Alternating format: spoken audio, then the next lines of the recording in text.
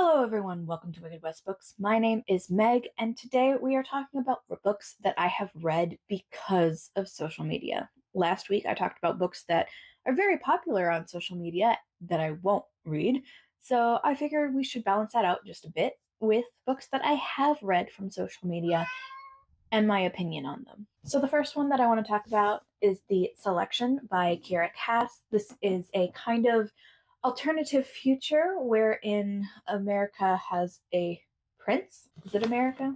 It's been a long time since I actually read these, but they were very, very popular on Book Talk years ago. And it was a love it or hate it kind of thing because the entire plot of the story is The Bachelor. That's it. That's the whole plot, which was really fun if you don't want something that's very deep. And I'm thinking it's about time that I do a reread of this because I don't think I've read it since the original. And this first book came out in 2013. So it really is a throwback. And it really is also hit or miss for those who read it. I enjoyed it. I thought it was a lot of fun. But it was not and is not deep literature. And the original, well, I think the original trilogy was pretty good. Moving on from that wasn't the best. The second series wasn't great, and the books that Kiera Cass wrote that came out after that also weren't great. I did like this trilogy, though. The next one on the list that I put together, I have actually read twice, and that is The Night Circus by Erin Morgenstern. Not only is this book absolutely gorgeous on the cover, I really liked the inside too. I had a phenomenal time annotating this one the last time that I read it, which also really helped keep track of the fact that it is a back and forth kind of timeline. It doesn't follow a straight direction. I guess someone was smoking. That's a cigarette. It's come here. Come here. Go say hello.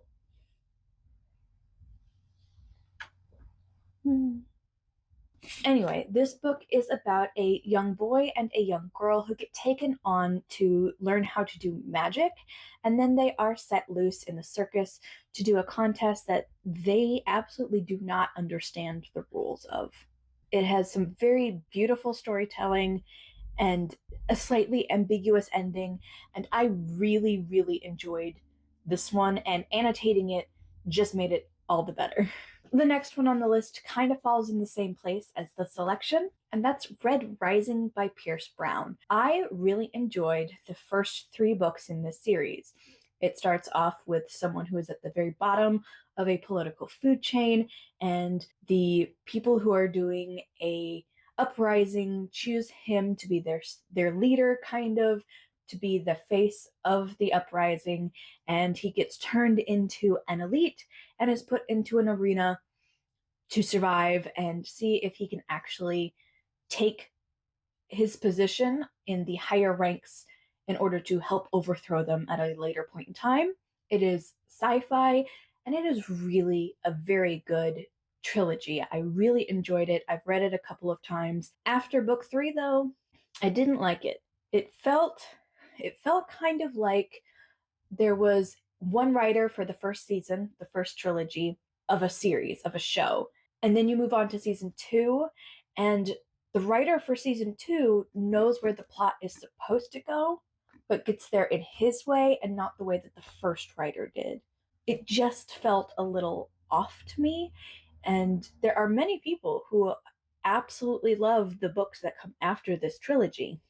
I'm just not one of them. So while I love this original trilogy, I probably won't be picking up any more books on this, and it's one where I can almost feel the FOMO on that because it is going to have some big following, and I have followed it so far.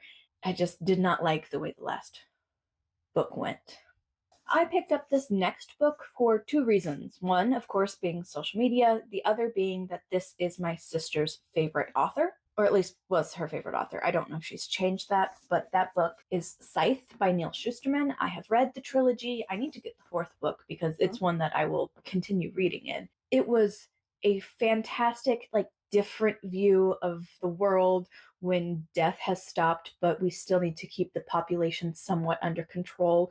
What is a way to combat just having so many immortal people around. You have a designated set of people to go and kill them. This was a very fun trilogy, very original in its plot. It was very well told, and it's one that I highly agree with social media on, that this one was well worth being a online sensation. The book we have next is Six of Crows by Leigh Bardugo. I did mention in my last video that I wasn't going to read anything from the Grishaverse ever again, and I stand by that.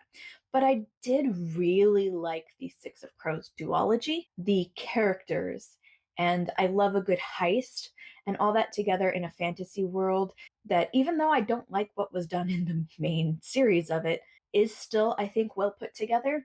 This was a really good duology. I understand why it's well loved. I can support the duology even if I don't like any of the other books set in this world. We also have Vicious by V.E. Schwab. This one had a very big following when it first came out back in 2014. And the fact that there is no heroes in this book, superpowers exist, but there are no heroes. They're both villains, and it's just kind of a matter of which one has more villainy to do. It was a very intriguing prospect in a novel when it first came out, and I think it really followed through. I need to finish this series because there is at least one more book to Vicious that I have not read yet, but I would like to read. And then there's the Darker Shade of Magic series, which also had a big following, which I also loved. Did the audiobooks for that one. V.E. Schwab is definitely not an auto-buy author, but she's definitely high up there, and I will be reading her again and reading more of her novels. I have one more book to talk about for this video, and I belong in the minority, and honestly, I don't know what happened. Priory of the Orange Tree by Samantha Shannon. I didn't like it. I didn't hate it. I was just kind of bored through the whole thing.